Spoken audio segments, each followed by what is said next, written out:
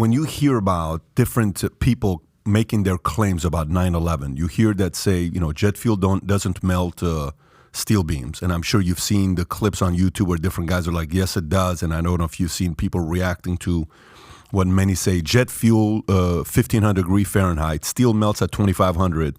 But then they show that steel does lose strength at around 600, is what they say. Yeah. What's your argument to that? Let's get into this, because the official narrative says, in both the Twin Towers and Building 7, that the steel, in the case of Building 7, expanded. In the case of the Twin Towers, weakened. And that they build a whole narrative based on that. And certainly steel weakens at 1,200 degrees Fahrenheit, loses half of its strength, it can begin to sag. We don't challenge that. But what we have in both cases is the evidence of molten iron.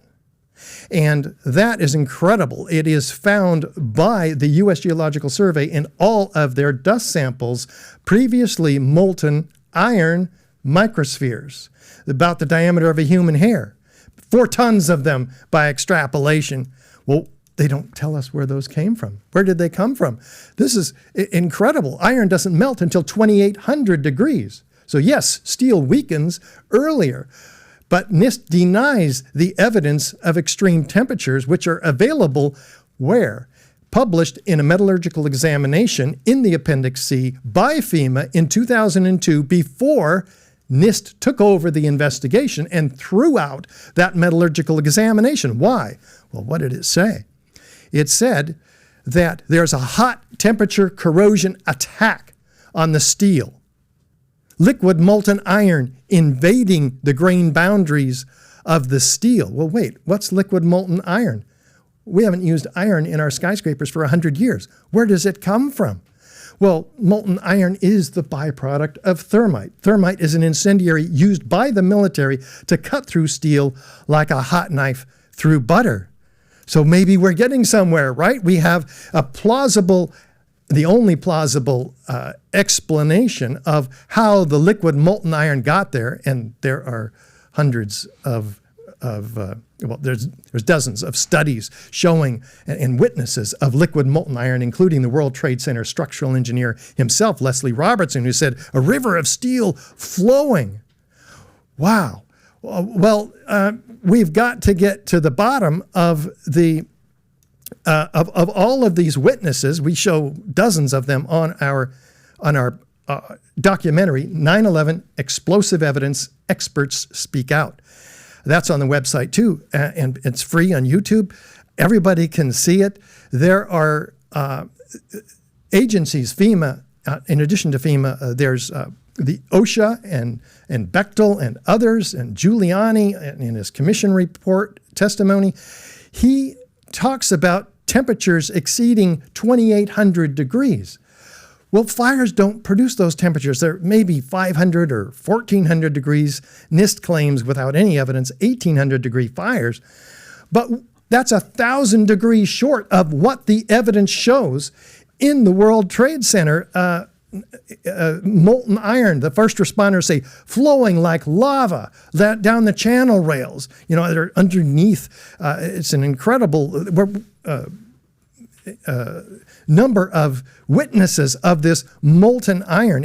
In fact, it's pouring out of the South Tower minutes prior to its collapse. This is clearly exceeding temperatures of 2,500 degrees. We can tell by the color of molten metals what their temperature is. So how do we get those temperatures? This is what's revealed also in the study by Niels Harrit and 8 other international scientists, which is peer-reviewed and published in the Bentham Open Chemical Physics Journal, because they studied 7 independently collected samples of the powdered concrete. And we have the documentation in there of unignited thermite, in fact, nanothermite. They have these red-gray chips. They thought they were paint. It's amazing. They said, well, let's do some tests on them. They're attracted by a magnet. They have a high iron content, one of the key ingredients of thermite. So they do X-ray energy dispersive spectroscopy. XEDS, and they find iron and aluminum, the two ingredients of thermite. Wow, this is getting interesting. They zoom in 50,000 times with an electron microscope. And what do they find?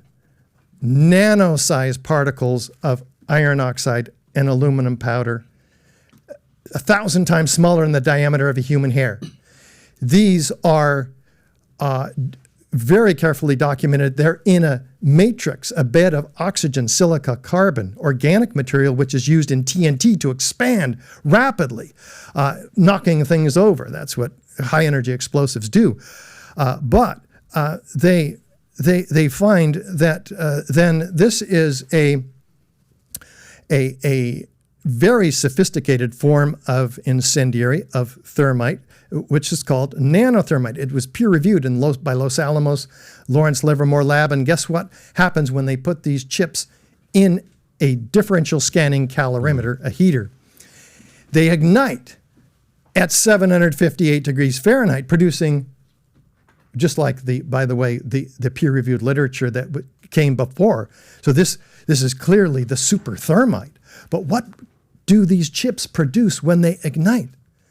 Molten iron microspheres with the same chemical signature as the molten iron microspheres that the USGS finds in R.J. Lee Group, an environmental consulting firm, and all the World Trade Center dust. So you see, we know where these molten iron microspheres came from that the USGS couldn't and wouldn't explain.